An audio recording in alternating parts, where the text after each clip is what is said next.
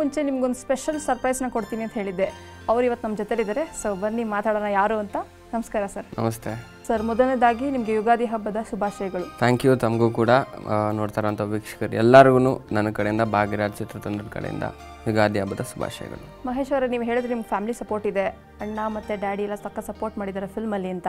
So ನಿಮ್ಮ ತಮ್ಮ ಯಾವ ರೀತಿ ನಿಮ್ಗೆ ಸಪೋರ್ಟ್ ಮಾಡಿದ್ದಾರೆ ಸಿನಿಮಾದಲ್ಲಿ? ಕತೆ ಕೇಳಿದಾಗ ನಾನು ಫಸ್ಟ್ ಕತೆ ಕೇಳಿದಾಗ ಇವನ ಜೊತೆಲಿದ್ದಾಗಲೇ ನಾನು, ನಮ್ಮ ತಂದೆ, ಇವನು, ನಮ್ಮ ಅನೂಪು ಎಲ್ಲರೂ ಕೂತು ಒಟ್ಟಿಗೆ ಕತೆ ಕೇಳಿದ್ದು. ಆ್ಯಕ್ಚುಲಿ ಇವನೇ ನನಗೆ ಅದು ಸಿನಿಮಾ ಮಾಡೋಕ್ಕೆ ಮುಂಚೆ ಹೇಳಿದ್ದು, ಕತೆಗೆ ಚೆನ್ನಾಗಿದೆ ಕಣೋ, ಸಿನಿಮಾಲಿ ಏನು ಬೇಕು ಕಂಟೆಂಟ್ ಅದೆಲ್ಲ ಇದೆ, ಯಾಕೆ ಮಾಡಬಾರ್ದು ನೀನು ಸಿನಿಮಾ ಮಾಡು ಅಂತ.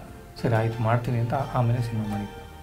ಇವನ ಜೊತೆಲೇ ಏನಿಲ್ಲ, ಇವನು 25 ಸಿನಿಮಾ ಮಾಡಿದ್ದಾನೆ. 25 ಸಿನಿಮಾದಲ್ಲಿ 5 ಸಿನಿಮಾ ಮಾತ್ರ ಬಿಟ್ಟಿದ್ದೀನಿ. ಇನ್ನು 20 ಸಿನಿಮಾ ಶೂಟಿಂಗಲ್ಲಿ ಆಲ್ಮೋಸ್ಟ್ ಆಲ್ ಇವನ ಜೊತೆಲೇ ಓಡಾಡ್ತಾ ಇದ್ದೆ ನಾನು. ಇವನ್ನ ಅಬ್ಸರ್ವ್ ಮಾಡಿ ಮಾಡಿ ಮಾಡಿ ನನಗೂ ಒಂದಷ್ಟು ಟಿಪ್ಸ್ ಸಿಗ್ದಂಗೆ ಆಗಿತ್ತು. ಮತ್ತು ಸಿನಿಮಾ ಶೂಟಿಂಗ್ ಮುಂಚೆನೇ ಹೆದರ್ಕೋಬೇಡ, ಕ್ಯಾಮ್ರಾಗೆ ಈ ಥರ ಫೇವರಾಗಿ ಮಾಡಬೇಕು, ಅವ್ರು ಹಿಂಗೆ ಕೇಳೋರು ಹಿಂಗೆ ಮಾತಾಡಬೇಕು, ಏನು ಮಾಡಬೇಕು ಏನು ಮಾಡಬಾರ್ದು ಅನ್ನೋದು ಒಂದಷ್ಟು ವಿಷಯಗಳನ್ನ ನನಗೆ ಹೇಳಿ ಕಳಿಸ್ದೆ ಶೂಟಿಂಗ್ ಔಟ್ಡೋರ್ ಹೋಗೋಕ್ಕೆ ಮುಂಚೆ. ಮತ್ತು ಡ್ಯಾನ್ಸ್ ವಿಚಾರದಲ್ಲೆಲ್ಲ ತುಂಬ ನನಗಿನ್ನ ಜಾಸ್ತಿ ಅವನೇ ತಲೆ ಕೆಡಿಸ್ಕೊಳ್ತಾನೆ. ಈ ಸಾಂಗ್ ಬಗ್ಗೆ ಎಲ್ಲ ಫಸ್ಟ್ ಅವ್ನು ಕೇಳ್ತಾನೆ, ಕೇಳ್ಬಿಟ್ಟು ಅವನೊಂದು ಒಪಿನಿಯನ್ ಹೇಳ್ತಾನೆ, ಚೇಂಜಸ್ ಏನಾದರೆ ಹೇಳ್ತಾನೆ. ಯಾಕಂದ್ರೆ ನನಗೇನೋ ಸೀನಿಯರ್ ಅಲ್ಲ, ಹೇಳ್ತಾನೆ, ನಾವು ತಿದ್ದುಕೊಳ್ತೀವಿ ಅದರಲ್ಲಿ. ಸೊ ಯೋಗಿ, ನೀವು ಯಾವ್ಯಾವ ಟಿಪ್ಸ್ ಕೊಟ್ಟಿದ್ದೀರಾ ನಿಮ್ಮ ಬ್ರದರ್ಗೆ? ಇಲ್ಲ, ಅವನು ಹೇಳಿದ್ನಲ್ಲ ಈಗ, ನಾನು ಸ್ಪೆಷಲ್ ಆಗಂತ ಅವ್ನಿಗೇನು ಹೇಳ್ಕೊಳಕ್ಕಾಗಲ್ಲ. ಬಿಕಾಸ್ ಇವತ್ತವರೆಗೂ ನಾನು ಇಂಡಸ್ಟ್ರಿಯಲ್ಲಿ ಸರ್ವೆ ಆಗೋಕ್ಕೆ ಕಾರಣನೇ ಇವನು, ಅಪ್ಪ ಅಮ್ಮ. ಅಂದರೆ ಅವರ ಒಂದು ಸಪೋರ್ಟ್, ಅವರ ಒಂದು ಬೂಸ್ಟ್ ನನಗೆ ಸಿಕ್ಕಿಲ್ಲ ಅಂದಿದ್ರೆ ಇವತ್ತವರೆಗೂ ನಾನು ಈ ಮಟ್ಟಿಗೆ ಬೆಳೆಯೋಕ್ಕಾಗ್ತಾ ಇರಲಿಲ್ಲ. ಒಂದು ವಿಚಾರ ಏನಂದರೆ, ಅವನಕ್ಕಿಂತ ಮುಂಚೆ ನಾನು ಬಂದೆ ಇಂಡಸ್ಟ್ರಿಗೆ. ನನ್ನ ಟೈಮ್ ಅವಾಗೇನೇ ಇತ್ತು ಬಂದು ಮಾಡಬೇಕು ಅಂತ. ಸೊ ಬಂದೆ. ಅವಾಗ ಇವನು ಅಣ್ಣ ಆಗಿ ನನಗೆ ಬರೀ ರಿಯಲ್ ಲೈಫಲ್ಲಿ ಸಪೋರ್ಟ್ ಮಾಡಿದ್ರೆ ಸಿನಿಮಾ ಲೈಫಲ್ಲೂ ಕೂಡ ತುಂಬ ಸಪೋರ್ಟ್ ಮಾಡ್ದೆ. ಬಿಕಾಸ್ ನನ್ನ ವಯಸ್ಸಿಗೆ ಅದು ನಾನು ಮಾಡೋಕ್ಕಾಗದೇ ಇರೋ ಅಂಥದ್ದು. ಸೊ ಇವನೊಂದು ಸಪೋರ್ಟ್ ಇಲ್ದಿರೋ ಅದು ಖಂಡಿತವಾಗ್ಲೂ ಆಗ್ತಾ ಇರಲಿಲ್ಲ. ಬಟ್ ಇವಾಗ ಏನಂತಂದರೆ, ಅವನ ಮೊದಲನೇ ಸಿನಿಮಾ, ಆ ಸಿನಿಮಾಗೆ 100% ನಾನು ಅವ್ನಿಗೆ ಹೇಳಲೇಬೇಕು ಕೆಲವೊಂದು ವಿಚಾರದಲ್ಲಿ. ಕ್ಯಾಮ್ರಾ ಫೇವರಾಗಿ ಯಾವ ರೀತಿ ಇರಬೇಕು, ಆ್ಯಂಡ್ ಡೈರೆಕ್ಟರ್ ಹೇಳಿದಾಗ ನಾವು ಯಾವ ರೀತಿ ಅದನ್ನು ನಾವೊಂದ್ಸಲ ಯೋಚನೆ ಮಾಡಿ ಅದನ್ನು ನಮ್ಮ ಕೆಲಸ ನಾವೇ ತೆಗಿಬೇಕು. ಬಿಕಾಸ್ ಡೈರೆಕ್ಟರ್ ಒಂದು ಹೇಳ್ತಾರೆ, ನಾವು director end of the day ಅವ್ರು ಏನು ಹೇಳ್ತಾರೆ ಅದನ್ನೇ ಮಾಡಬೇಕು. ನಾವು ನಮ್ಮ ಐಡಿಯಾ ಏನೇನು ಇರುತ್ತೆ ಅದನ್ನು ಅವ್ರಿಗೆ ನಾವು ಸಜೆಷನ್ ಥರ ಹೇಳಬೇಕು. ಇವನು ಹೆಂಗೆ ಅಂದರೆ ಸ್ವಲ್ಪ ಬ್ಲಂಟ್ ಮಾತಾಡೋದು. ಸೊ ಆ ಒಂದು ವಿಚಾರದಲ್ಲಿ ಸ್ವಲ್ಪ ಆರಾಮಾಗಿ ಮಾತಾಡು, ಕನ್ವಿನ್ಸ್ ಮಾಡೋಕ್ಕೆ ಟ್ರೈ ಮಾಡು, ಚೆನ್ನಾಗಿರು, ಸೆಟ್ಟಲ್ಲಿ ಎಲ್ಲರ ಜೊತೆ ತಮಾಷೆ ಮಾಡ್ಕೊಂಡಿರು, ಸೀರಿಯಸ್ ಆಗಿರಬೇಡ. ಆ ಥರದ್ದು ಒಂದಷ್ಟು ಟಿಪ್ಸು. ಡ್ಯಾನ್ಸಿಗೆ ಬಂದರೆ ಮಾಡ್ತಾನೆ, ಪರವಾಗಿಲ್ಲ, ಡ್ಯಾನ್ಸ್ ಮಾಡ್ತಾನೆ. ನಿಜ ಹೇಳಬೇಕು, ಇವನು ಎಷ್ಟು ಒಳ್ಳೆ ಡ್ಯಾನ್ಸರು, ನಾನು ಅಷ್ಟೇ ಕೆಟ್ಟ ಡ್ಯಾನ್ಸರು ಅಷ್ಟೇ, ಇನ್ನೇನಿಲ್ಲ. ಅಲ್ಲ, ಕೆಟ್ಟ ಡ್ಯಾನ್ಸರ್ ಅನ್ನೋದಕ್ಕಿಂತ ಅವನಿಗೆ ಡ್ಯಾನ್ಸಲ್ಲಿ ಇಂಟ್ರೆಸ್ಟ್ ಇರಲಿಲ್ಲ. ಸೊ ನನಗೆ ಇಂಟ್ರೆಸ್ಟ್ ಇತ್ತು, ನಾನು ಬಂದೆ. ಅವನು ವಾಲಿಬಾಲ್ ಸ್ಪೋರ್ಟ್ ಅಂತ ಹೋದ, ಅಲ್ಲಿ ಮಾಡ್ಕೊಂಡಿದ್ದಾನೆ ಅಷ್ಟೇ. ಅದು ಬಿಟ್ಟರೆ ಜಾಸ್ತಿ ನಾನು ಶೂಟಿಂಗಿಗೂ ಹೋಗಿಲ್ಲ. ಒಂದೇ ಸಲ ಹೋಗಿದ್ದು, ಅದು ಕೊಳ್ಳೇಗಾಲ ಶೂಟಿಂಗ್ ಇತ್ತು. ಬಿಕಾಸ್ ನನಗೂ ಶೂಟಿಂಗ್ ಇದ್ರೂ ಹೋಗೋಕ್ಕಾಗ್ತಾ ಇರಲಿಲ್ಲ. ಬಟ್ ದಿನ ನನ್ನ ಪರ್ಸನಲ್ ಅಸಿಸ್ಟೆಂಟ್ ಎಲ್ಲ ಅಲ್ಲೇ ಕೆಲಸ ಮಾಡ್ತಾಯಿದ್ರು. ಸೊ ಅವ್ರಿಗೆ ಫೋನ್ ಮಾಡಿ ದಿನ ಕೇಳ್ತಾಯಿದ್ದೆ, ಹೆಂಗೆ ನಡೀತಾ ಇದೆ ಕೆಲಸ, ಮಹೇಶ್ ಹೆಂಗೆ ಮಾಡ್ತಾಯಿದ್ದಾರೆ ಅಂತ. ಅವ್ರು ಹೇಳೋರು, ಇಲ್ಲ ತುಂಬ ಚೆನ್ನಾಗಿ ಮಾಡ್ತಾಯಿದ್ದಾರೆ ಅಂತ. ನನಗೆ ಆಗಲೂ ಕೂಡ ಅಷ್ಟು ನಂಬಿಕೆ ಬರ್ತಾ ಇರಲಿಲ್ಲ. ನಾನು ಯಾವಾಗ ರಶಸ್ ನೋಡಿದೆ, ಫಸ್ಟ್ ಹಾಫ್ ಪೂರ್ತಿ ಸಿನಿಮಾ ನೋಡಿದ್ದೀನಿ ನಾನು, ಆವಾಗ ನನಗೆ ಗೊತ್ತಾಯಿತು ನಮ್ಮಣ್ಣ ತುಂಬ ಚೆನ್ನಾಗಿ ಆ್ಯಕ್ಟಿಂಗ್ ಮಾಡ್ತಾನೆ ಅಂತ. ನಾಟ್ ಬಿಕಾಸ್ ಅವ್ನು ನಮ್ಮ ಅಣ್ಣ ಅಂತ ಹೇಳ್ತಾ ಇದ್ದೀನಿ ಅಂತಲ್ಲ, ಅವನು ಆ್ಯಕ್ಟಿಂಗ್ ಮಾಡಿರೋದು ನೋಡಿದಾಗ ಎಲ್ಲೋ ಒಂದು ಕಡೆ ನನ್ನನ್ನು ಮೀರಿಸಿ ಅವ್ನು ಆ್ಯಕ್ಟಿಂಗ್ ಮಾಡಿದ್ದಾನೆ. ಅವನಷ್ಟು ಚೆನ್ನಾಗಿ ನನಗೆ ಆ್ಯಕ್ಟಿಂಗ್ ಮಾಡೋಕ್ಕೆ ಬರಲ್ಲ, ಅದನ್ನು ನಾನು ಎಲ್ಲ ಕಡೆ ಹೇಳ್ತೀನಿ. ಬಿಕಾಸ್ ತುಂಬಾ ಚೆನ್ನಾಗಿ ಆ್ಯಕ್ಟ್ ಮಾಡಿದ್ದಾನೆ. ಆ್ಯಂಡ್ ಆ ಒಂದು ಕ್ರೆಡಿಟ್ ಏನೇ ಇದ್ದರೂ ನಮ್ಮ ಡೈರೆಕ್ಟರ್ ದೀಪು ಅವ್ರಿಗೇ ಕೊಡಬೇಕು. ಅಷ್ಟು ನೀಟಾಗಿ ಬ್ಲೆಂಡ್ ಮಾಡಿ ಅವನ ಹತ್ರ ಕೆಲಸ ತೆಗೆದಿದ್ದಾರೆ. ಇಲ್ಲಿ ಹೇಗೆ ಸ್ಪೆಷಲ್ ಆಗಿ ಅಪಿಯರೆನ್ಸ್ ಮಾಡಿದ್ರು, ಫಿಲ್ಮಲ್ಲಿ ಕೂಡ ನಿಮ್ದೊಂದು ಸ್ಪೆಷಲ್ ಅಪಿಯರೆನ್ಸ್ ಇದೆಯಂತೆ. ಸೊ ಅದ್ರ ಬಗ್ಗೆ ಏನು ಹೇಳ್ತೀರಾ, ಯಾವ ರೀತಿ ಮಾಡಿದ್ದೀರಾ ಅದರಲ್ಲಿ? ಅದೇನೂ ಶೂಟ್ ಮಾಡಿಲ್ಲ. ಅದು ಆ್ಯಕ್ಚುಲಿ ಐಡಿಯಾನೇ ಇರಲಿಲ್ಲ ನಾನು ಬರೋದು ಸಿನಿಮಾನಲ್ಲಿ. ಹಿಂಗೆ ಯಾವತ್ತೋ ಒಂದು ಡಿಸ್ಕಷನಲ್ಲಿ ಕೂತಿದ್ದಾಗ ಡೈರೆಕ್ಟರು, ನಮ್ಮಪ್ಪ ಎಲ್ಲ ಕೂತು ಮಾತಾಡ್ಬೇಕಾದ್ರೆ ಒಂದು ಸಾಂಗ್ ಬರುತ್ತೆ, ಅದರಲ್ಲಿ ಎಂಟ್ರಿ ಕೊಡೋಣ ಅಂತ. ಸರಿ ಆಯಿತು ಮಾಡ್ತೀನಿ ಅಂತ ಹೇಳಿದೆ. ಬಟ್ ಅದಾದಮೇಲೆ ಮತ್ತೆ ಚೇಂಜ್ ಮಾಡಿದ್ರು, ಈ ಸಾಂಗಲ್ಲೆಲ್ಲ ಇನ್ನೊಂದು ಸಾಂಗಲ್ಲಿ ಬರಬೇಕು ಅಂತ. ಆ ಸಾಂಗ್ ಹೆಂಗೆ ಅಂದರೆ, ಮಂಗನ ಕೈಯಲ್ಲಿ ಮಾಣಿಕ್ಯ ಸಿಕ್ಕರೆ ಹೆಂಗೆ ನೋಡಯ್ಯ ಅಂತ ಸಾಂಗ್. ಅದನ್ನು ನನ್ನ ಕೈಯಲ್ಲಿ ಹೇಳಿಸ್ತಾರೆ. ಅಂದರೆ ಸ್ಪ್ಲಿಟ್ ಸ್ಕ್ರೀನಲ್ಲಿ ಬರುತ್ತೆ ಅದು. ಒಂದು ಕಡೆ ನಾನು ಇರ್ತೀನಿ, ಒಂದು ಕಡೆ ಇವನು ಹೀರೋಯಿನು ಅವ್ನ ಫ್ರೆಂಡ್ಸ್ ಎಲ್ಲ ಇರ್ತಾರೆ. ಈಗ ಸಡನ್ನಾಗಿ ಒಬ್ಬ ಮನುಷ್ಯನಿಗೆ ದುಡ್ಡೇ ನೋಡಿಲ್ಲರೋ ಅಂತ ಅವ್ನಿಗೆ ಸಿಕ್ಕಾಪಟ್ಟೆ ದುಡ್ಡು ಬಂದಾಗ ಅವ್ನು ಯಾವ ರೀತಿ ಆಡೋಕ್ಕೆ ಶುರು ಮಾಡ್ತಾನೆ, ಅದನ್ನು ನನ್ನ ಫಿಗರ್ ಇಟ್ಕೊಂಡು ಸಾಂಗಲ್ಲಿ ಮಾಡ್ತಾಯಿದ್ದಾರೆ. ಸೊ ಮನೇಲಿ ಯುಗಾದಿ ಎಲ್ಲ ಹೇಗೆ ಸೆಲೆಬ್ರೇಟ್ ಮಾಡ್ತೀರಾ? ಎಷ್ಟೇ ಬ್ಯುಸಿ ಆಗಿದ್ರು ಆ ಒಂದು ಹಬ್ಬಕ್ಕೆ ಮನೇಲಿ ಇರಲೇಬೇಕು. ಯಾಕಂದರೆ ನಮಗೆ ನ್ಯೂ ಇಯರ್ ಬೇರೆ ಅಲ್ಲ, ಹೊಸ ವರ್ಷ ಆಚರಣೆ. ನಮ್ಮಪ್ಪ ನಮ್ಮಮ್ಮ ಆ ಒಂದು ಹಬ್ಬ ಆಚರಿಸ್ಬಿಡ್ತಾರೆ. ಆ ಒಂದು ಹಬ್ಬ ಯುಗಾದಿ ಹಬ್ಬ, ಅದ್ರ ಮಾರನೇ ದಿನ ಇನ್ನೊಂದು ಹಬ್ಬ ಹೊಸತಡ್ಕು, 2 ದಿನ ಮನೇಲೇ ಇರ್ತೀವಿ. ಯೂಶ್ವಲಿ ಎಲ್ಲ ಒಕೇಶನ್ಸಲ್ಲೂ ಮನೇಲಿ ಇರಬೇಕು ನಾವು. ಒಂದು ನ್ಯೂ ಇಯರ್ ಆಗಲಿ, ನಮ್ಮ ಹುಟ್ಟದ ಹಬ್ಬ ಆಗಲಿ, ಯುಗಾದಿ ಹಬ್ಬಗಳಾಗಲಿ, ಪ್ರತಿಯೊಂದು ಹಬ್ಬಕ್ಕೂ ಇರಬೇಕು. ಇವನು ಪಾಪ ತುಂಬ ಹಬ್ಬ ಮಿಸ್ ಮಾಡ್ಕೊತಾನೆ. ಯುಗಾದಿ ಹಬ್ಬ ಒಂದಕ್ಕೆ ಮಾತ್ರ ಯಾವುದೇ ಸಿನಿಮಾ ಶೂಟಿಂಗ್ ಕಳಿಸಲ್ಲ ನಾವು, ಅದೊಂದು ದಿವಸ ಉಳಿಸ್ಕೊಳ್ತೀವಿ. ಬೆಳಗ್ಗೆ ಆ್ಯಸ್ ಯೂಶ್ವಲ್ ಎಲ್ಲರೂ ಹೆಂಗೆ ಮಾಡ್ಕೊಳ್ತಾರೆ ಹಬ್ಬ ಹಂಗೆ ಮಾಡ್ತೀವಿ. ಎಣ್ಣೆ ಹಚ್ಕೊಳ್ಳೋದು, ಸ್ನಾನ ಮಾಡೋದು. ನಮ್ಮನೇಲಿ ತುಂಬ ಜೋರಾಗಿ ಪೂಜೆ ಮಾಡಿ ಒಂದಷ್ಟು ಜನನ ಕರೆಸಿ ಊಟ ಹಾಕಿ ಆ ಥರದ್ದು ಯಾವತ್ತೂ ಅಭ್ಯಾಸ ಇಲ್ಲ ನಮಗೆ.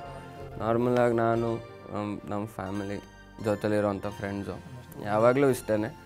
ಅದನ್ನು ಬಿಟ್ಟು ನಾವು ದೊಡ್ಡದಾಗೆಲ್ಲ ಪೂಜೆ ಎಲ್ಲ ಮಾಡಲ್ಲ ನಾವು. ಆರಾಮಾಗಿ ನಾವು ಮನೇಲಿ ಇರ್ತೀವಿ. ನಾನು ಇವನು ನಮ್ಮ ಅಂಕಲ್ ಒಬ್ರು ಬರ್ತಾರೆ, ಅವ್ರು ಬಂದು ಎಣ್ಣೆ ಎಲ್ಲ ಹಚ್ಚಿ, ನಮ್ಮ ಅಪ್ಪನೂ ಇರ್ತಾರೆ ಜೊತೆಲ್ಲ, ಅವರು ಹಚ್ಚಿ ಆಮೇಲೆಲ್ಲ ಸ್ನಾನ ಗಿನ ಮಾಡಿ ಕಡ್ಡಿ ಹಚ್ಚಿ ಆರತಿ ತೆಗೆದು ನಮಸ್ಕಾರ ಮಾಡಿ ಊಟ ಮಾಡೋಕೆ ಕೂತ್ಕೊತೀವಿ. ನಿಮ್ಮಿಬ್ಬರು ಕಾಂಬಿನೇಷನ್ ಯಾವ್ದಾದ್ರು ಸಿನಿಮಾ ನಾವು ಎಕ್ಸ್ಪೆಕ್ಟ್ ಮಾಡ್ಬೋದಾ? ಯಾವಾಗಾದ್ರೂ ಅಣ್ಣ ತುಂಬ ಸೇರಿ ಮಾಡ್ತಿದ್ದಾರೆ ಅಂತ? ಅದು ಇನ್ನೂ ಯಾವುದೂ ಪ್ಲ್ಯಾನ್ ಇಲ್ಲ. ಬಿಕಾಸ್ ಮೋಸ್ಟ್ಲಿ ಈ ಸಿನಿಮಾ ರಿಲೀಸ್ ಆದಮೇಲೆ ಯಾರಾದ್ರೂ ಮಾಡಬಹುದು. ಅವ್ನ ಸಿನಿಮಾದಲ್ಲಿ ಮೋಸ್ಟ್ಲಿ ನನಗೆ ಯಾರಾದರೂ ಒಂದು ಚಾನ್ಸ್ ಕೊಟ್ಟರೆ ಮಾಡ್ಬೋದು. ಹಾಂ, ಹಂಗೆ ತೊಗೋಬೇಕು. ನನ್ನ ಸೀನಿಯರ್ ಅಲ್ಲ, ಸೊ ಹಂಗಾಗಿ ನನ್ನ ಸಿನಿಮಾಲಿ ಅವನಿಗೆ ಚಾನ್ಸ್, ಅವ್ನ ಸಿನಿಮಾಲಿ ನನಗೆ ಚಾನ್ಸ್ ಅಲ್ಲ. ಅದು ಸೇರಿದ್ರು ಕೂಡ ಅಲ್ಲಿ ಫಸ್ಟ್ ಬರೋದು ನನ್ನ ಹೆಸರಲ್ಲ. ಯೋಗಿ ಮಾಡ್ತಾ ಇದ್ದಾನಂತೆ ಆ ಸಿನಿಮಾಲಿ, ಅವರು ಅಣ್ಣ ಮಾಡ್ತಾ ಇದ್ದಾನಂತೆ. ಹಂಗೆ ಅದು ನಮಗೇನು ಬೇಜಾರಿಲ್ಲ. ಆ ಥರ ಇನ್ನು ಫಸ್ಟ್ ಮೆಟ್ಲು ಹತ್ತಾ ಇದೆಯಲ್ಲ, ಅದಕ್ಕೆ ಅವ್ನು ಮೊದಲನೇ ಸಿನಿಮಾನಲ್ಲಿ ಅವ್ನು ಮಾಡಿರೋಂಥ ಒಂದು ಪರ್ಫಾರ್ಮೆನ್ಸ್ ಇದೆ ಅಲ್ಲ, ಭಾರಿ ಖುಷಿ ಆಯಿತು ನನಗೆ. ನಾನು ನೋಡಿದ ತಕ್ಷಣ ಹೇಳಿದೆ ನಮ್ಮ ಅಮ್ಮಂಗೆ, ನನಗಿನ್ನ ತುಂಬ ಚೆನ್ನಾಗಿ ಆ್ಯಕ್ಟ್ ಮಾಡಿದ್ದಾನೆ ಅವನು ಅಂತ. ನಮ್ಮಮ್ಮನೂ ಒಂದೇ ಮಾತು ಹೇಳಿದ್ರು, ಅವ್ನು ತುಂಬ ಚೆನ್ನಾಗಿ ಆ್ಯಕ್ಟಿಂಗ್ ಮಾಡಿದ್ದಾನೆ ಅಂತ. ಇವನು ಮಾತ್ರ ಅಲ್ಲ, ಸಿನಿಮಾಲಿ ಬರೋ ಪ್ರತಿಯೊಂದು ಕ್ಯಾರೆಕ್ಟ್ರೂ ಅಷ್ಟೇ. ನಿಮಗೆ ಸಿನಿಮಾ ಒಂದು ಫ್ಲೋಲ್ಲಿ ನೋಡ್ತಾ ಇದ್ದಾಗ ಈ ಕ್ಯಾರೆಕ್ಟ್ರ್ ಏನಕ್ಕೆ ಬಂತು, ಇಲ್ಲಿ ಬರಬಾರ್ದಿತ್ತು, ಇದು ಮಾತಾಡಬಾರ್ದಿತ್ತು, ಇಲ್ಲಿ ಈ ಥರ ಮಾತು ಆ ಕ್ಯಾರೆಕ್ಟ್ರ್ ಹೇಳಬಾರ್ದಿತ್ತು ಅನ್ನೋದು ಯಾವುದೂ ನಿಮ್ಗೆ ಇದು ಸಿಗೋಲ್ಲ. ಬಿಕಾಸ್ ಅಷ್ಟು ಚೆನ್ನಾಗಿ ಸ್ಕ್ರೀನ್ ಪ್ಲೇ ಮಾಡಿ ಡೈಲಾಗ್ ಬರೆದಿದ್ದಾರೆ. ಪ್ರತಿಯೊಂದು ಸೀನಿಂದ ಸೀನ್ಗೂ ಲಿಂಕ್ ಏನಂತ ಹೇಳ್ತೀವಿ ನಾವು, ತುಂಬಾ ಚೆನ್ನಾಗಿ ಕೊಟ್ಟಿದ್ದಾರೆ. ಅದ್ರ ಜೊತೆಲಿ ನನಗೆ ತುಂಬ ಇಷ್ಟ ಆಗಿದೆ ಒಂದು ಚಿಕ್ಕ ಇನ್ಸಿಡೆಂಟು.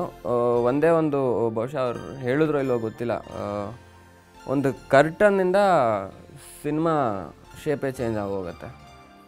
ಸೊ ಆ ಒಂದು ಪಾಯಿಂಟ್ ನನಗೆ ತುಂಬ ಇಷ್ಟ ಆಯಿತು. ಅದು ಹೀರೋಯಿನ್ಗೆ ಹೀರೋ ಕೊಡೋಂಥ ಒಂದು ಗಿಫ್ಟು. ಅದನ್ನು ಕೊಡಿಸೋಷ್ಟು ಶಕ್ತಿ ಅವ್ನಿಗಿರಲ್ಲ. ಕೊಡ್ಸೋಕ್ಕೆ ಏನು ಬೇಕು, ಆ ದುಡ್ಡು ಬೇಕಲ್ಲ, ದುಡ್ಡಿಗೆ ಏನೇನು ಮಾಡಿ ದುಡ್ಡು ತರ್ತಾನೆ.